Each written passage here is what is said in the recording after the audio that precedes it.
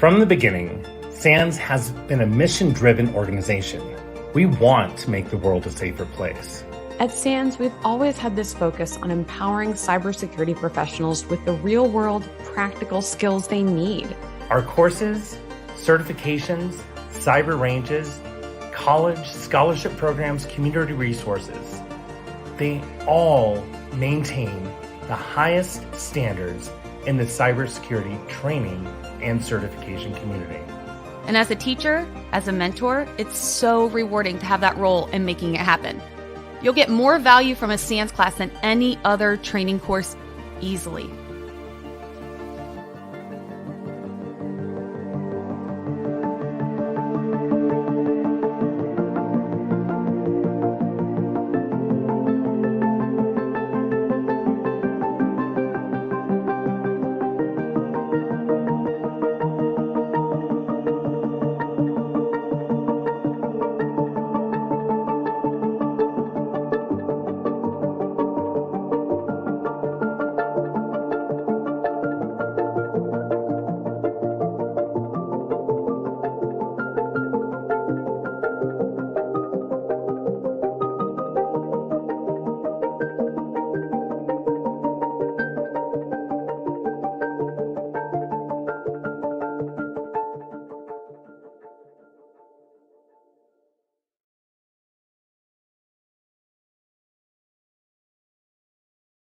Hello and welcome back. We are live once again. This is our third conversation today.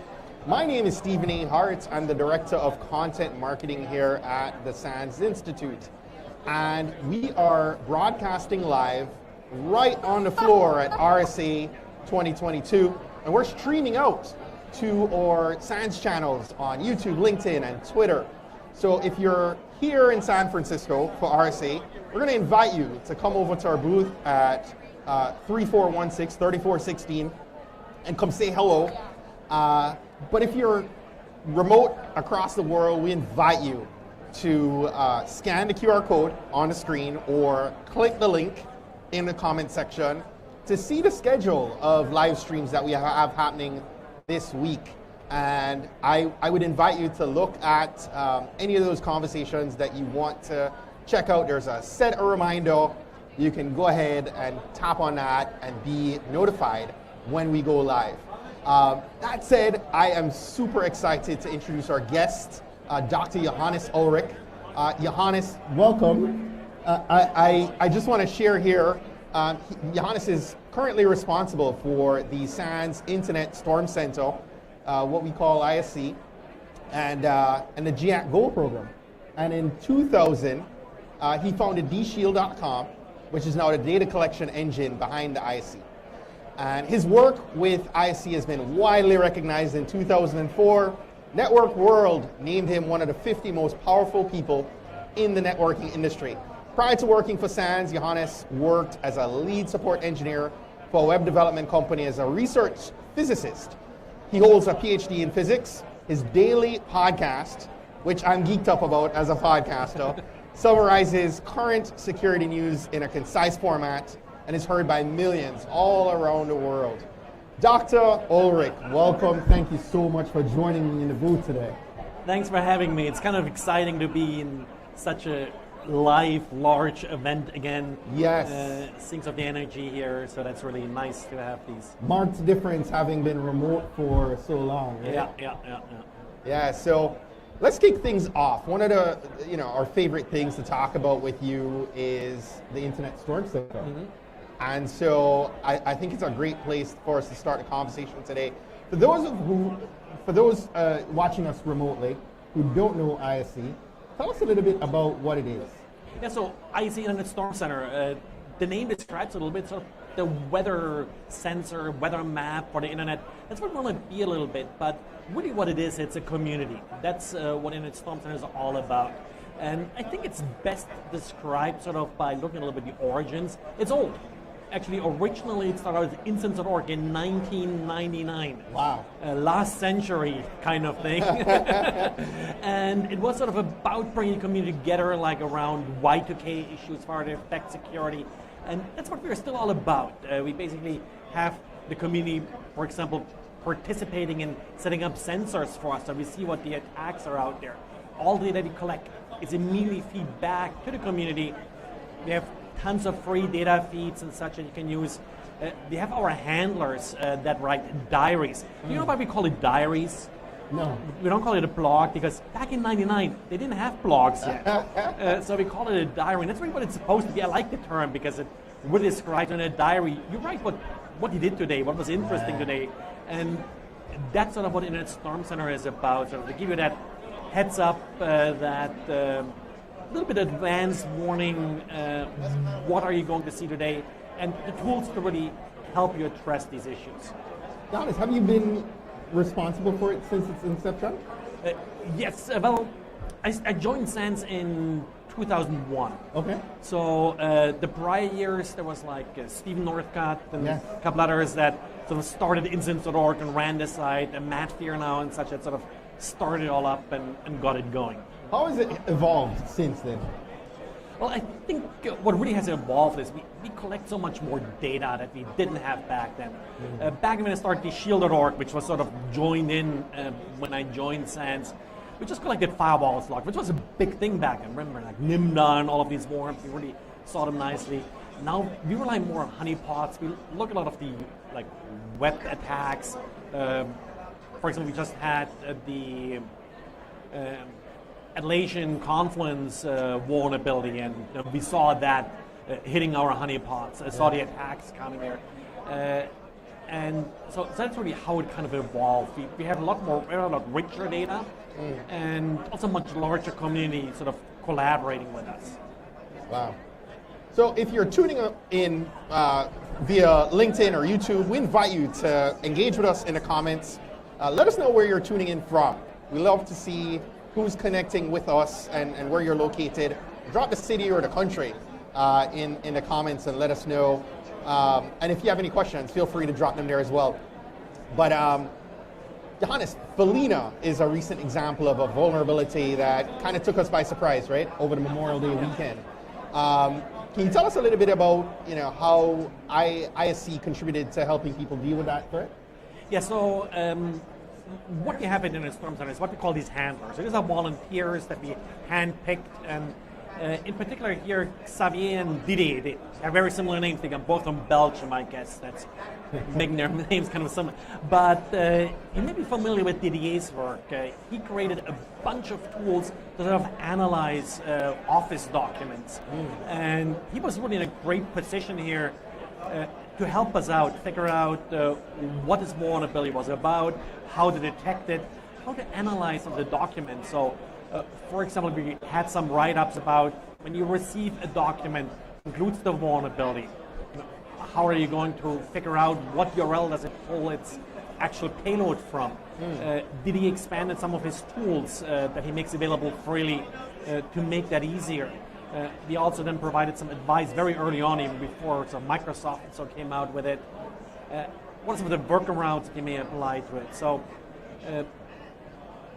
very fast, we were able to turn some of this information around that we received from the community. So it's not just stuff that we came up with by our own, but that we were able to vet and then turn around and really provide you with the advice if you needed to.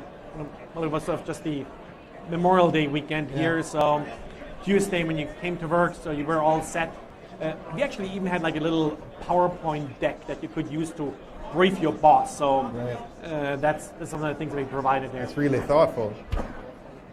Let's talk about StormCast, right? Can you tell us about what it is, who it's for? So one way how the Storm Center changed over the years is that we changed how we disseminate our data and our information. Initially it was just a simple website, now we have APIs and such, but we also branch out into things like audio, like podcasts. Yes.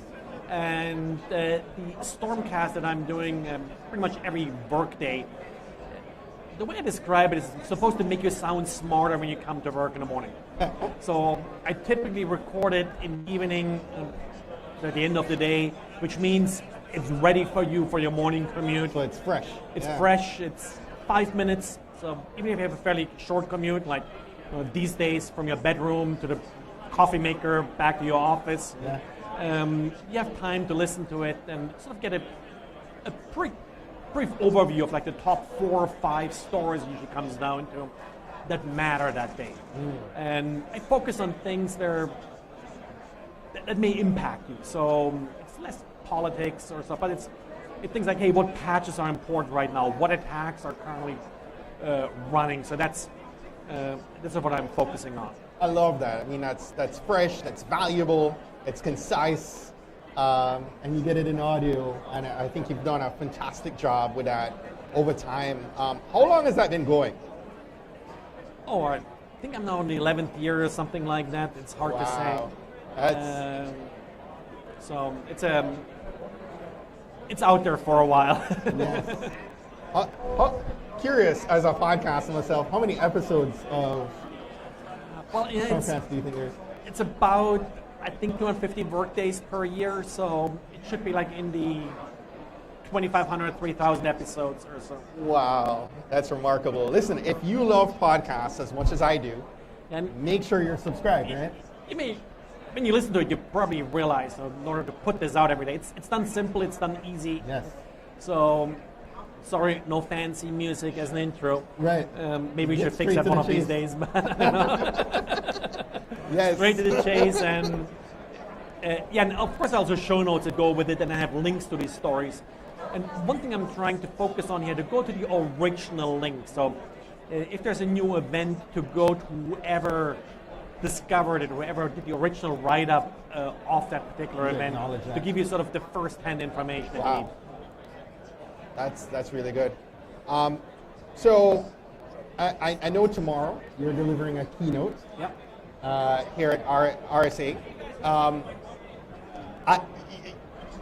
There are several of your colleagues that will be talking with you on the panel. We don't like to talk too much about the threats that we'll share, but any kind of teasers that you can share with our community? Well, there will be 5 or so threats, I think. That's what we put on the slide always. I have to admit, sometimes we aren't really truthful about that. Yeah. Sometimes sort of a 6th event sort of sneaks in, or we forget one. But just look at who's on the panel. Yeah. We have Kenny Nichols, we have Heather Mahalik. Yes. So, really great people when it comes to mobile, when it comes to threat intelligence, such. They know what's happening there. I actually these days almost feel like I'm sort of a 4th, 5th wheel, whatever you want to call it, kind of this event. I'm usually focusing on things that you sort of see in the Storm Center community come up. And when I sort of look back over the last year, it's trying to be a little bit forecasting. So at least for me, you won't hear about the biggest threat that happened last year. I try to find the biggest threat that's going to happen next year. Sometimes in the past I've been off by 2 or 3 years. Really? I think business email compromise, we had that like 10 years ago, and really didn't come up till later. But anyway, so that's kind of what we're trying to do with this panel. And it'll be great. I've seen the slides. I still have to figure out how mine will work. But yeah, it will be a fun event. Yes. Well, Johannes, I am so grateful for you sitting down and chatting with us. For those of you watching live, maybe you're just tuning in, do me a favor, go ahead and scan the QR code or click the link in the comments and look at the schedule of the talks that we have happening. Tomorrow, Johannes is actually talking on the keynote, as we touched on. And following the keynote here at RSA, Katie Nichols and several others are going to be joining us here on live stream. So make sure you hop on over to the page, look at the schedule of who we have coming up the rest of today and tomorrow, and set a reminder for some of the talks that you want to check out. So thank you so much for tuning in, and we will see you in another hour. We have Russell Eubanks joining us. Thank you very much.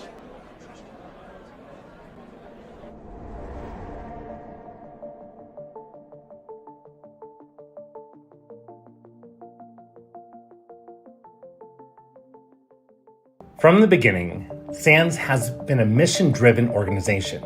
We want to make the world a safer place. That's one of the reasons why so many incredibly talented, highly respected security experts have wound up teaching here. The instructors you find in the classroom are not only renowned security practitioners, but they also excel in mentoring. At SANS, we've always had this focus on empowering cybersecurity professionals with the real-world, practical skills they need, not just to evolve and grow in their careers, but ultimately develop expertise that's going to help change the world. It's made me more excited about being in cybersecurity just because there is so much going on. And so, getting connected and understanding, just kind of, what's new and what's out there, that's what SANS brings, and that's awesome. Our courses, certifications, cyber ranges, college, scholarship programs, community resources, they all maintain the highest standards in the cybersecurity training and certification community. At SANS, you're surrounded by a network of cybersecurity experts who help you learn. We want to help you solve a problem and teach you the skills to solve your future problems. And we're really proud of the community we've created, which has practitioners from around the globe coming together to share knowledge to stay at the cutting edge of adversary tactics and defense techniques. If you're considering taking your first SANS course, just do it. I don't know how else to say it other than just do it. I was super nervous when I took my first. I did not know what to expect. But when you come here, it doesn't matter what level you are, from beginner to intermediate to advanced to expert. I'm going to say you're going to pick up on something from either the instructors or the students, because the level of expertise and the level of education that you get here, you cannot get anywhere else. SANS students are learning the skills they need to change the world. To make the world a safer place. And as a teacher, as a mentor, it's so rewarding to have that role in making it happen. You'll get more value from a SANS class than any other training course easily.